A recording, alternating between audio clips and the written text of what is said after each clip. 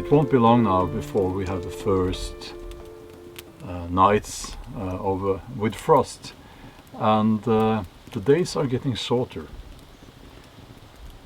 and it always makes me think about how we connect with nature, you know, the seasons and all that. It's part of our mentality up here in the north, I guess. And in this video I would like to talk about something that affects a lot of people, and depression.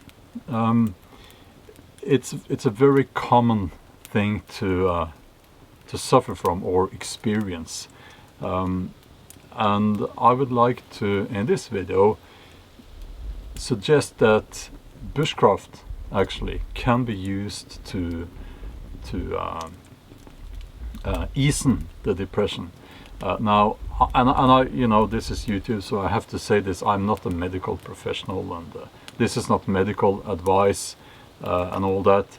But I will still, I will still talk a little bit about this, because I'm a bushcrafter myself, and I find it therapeutical. And let me just get the kettle on here and remove my knife there from the flames, or the side of the fire. We don't want the knife handle to catch fire. So I carved this kuksa here, and you might say, well, that's woodcraft. Well, it's also bushcraft, you know. Making a fire, that's bushcraft, and primitive fire and all these things. And here on YouTube there are lots of videos and channels devoted to bushcraft. Now, before I continue with this video, may I ask that you consider subscribing to this channel. I have found that when you have a positive message on social media, when you try to talk about positive things and how we can make things better, it doesn't seem to get a lot of views, and it seems like, I don't know what's happening actually, but I suspect that somewhat the YouTube algorithm or whatever it is sort of hiding that. It might be wrong there, but it would help greatly if you consider subscribing to this channel.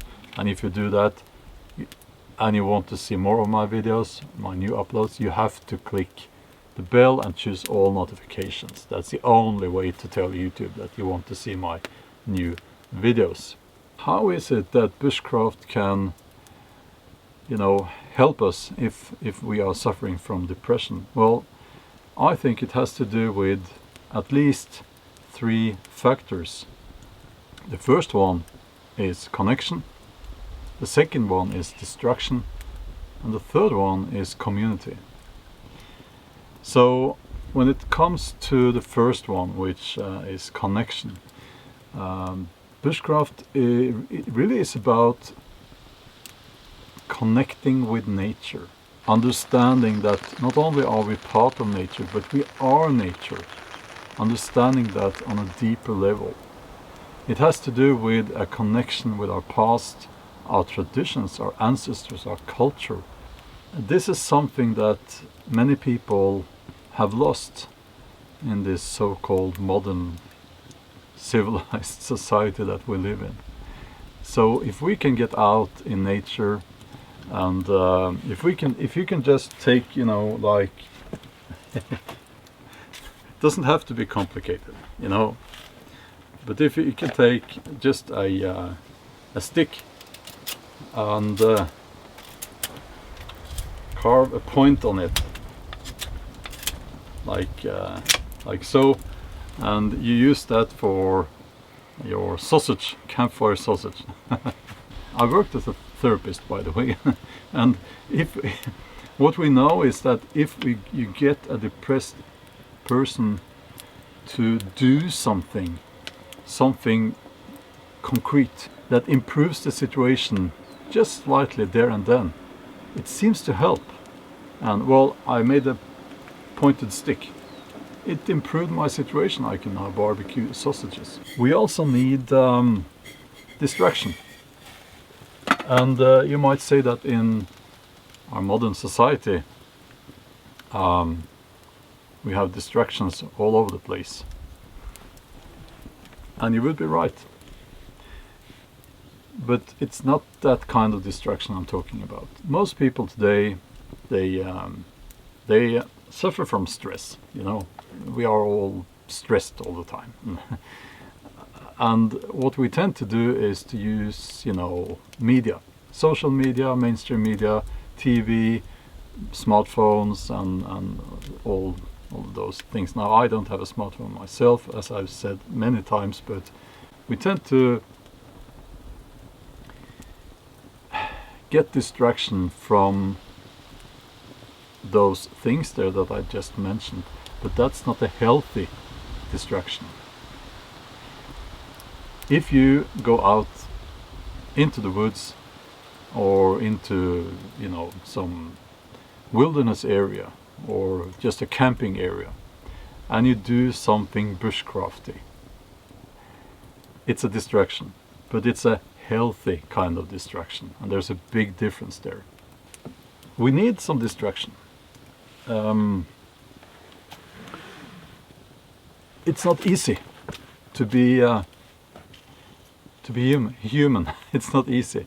We have all these emotions, and things are always happening in our lives, and when you think something's, you know, when you think that everything is going fine, something bad happens, and that's life, you know. And we need to be able to disconnect from that a little bit now and then. If you go for a camping trip with some friends, or alone actually, it will be a positive kind of distraction, and we need that. Now, a few words about going out, spending the night in the woods on your own. It can actually go both ways. If you suffer from a lot of stress and you worry a lot, maybe it's better to go with some other people, so that you don't sit there all night worrying about the stuff back home. The third thing on my list, if you will, is community. Now, bushcraft is, well, there are several bushcraft communities online, in real life, and you can go to bushcraft gatherings and bushcraft festivals in most countries, and I find that the people who are into bushcraft, they are nice people, positive people, friendly people.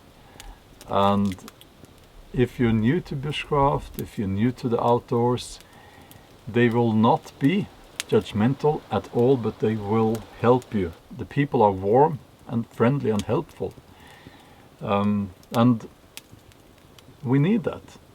We need some friends. We need some friends in this crazy world. So reach out, you know, and maybe go and visit a bushcraft festival, or, you know, connect with some people on social media who are into bushcraft, and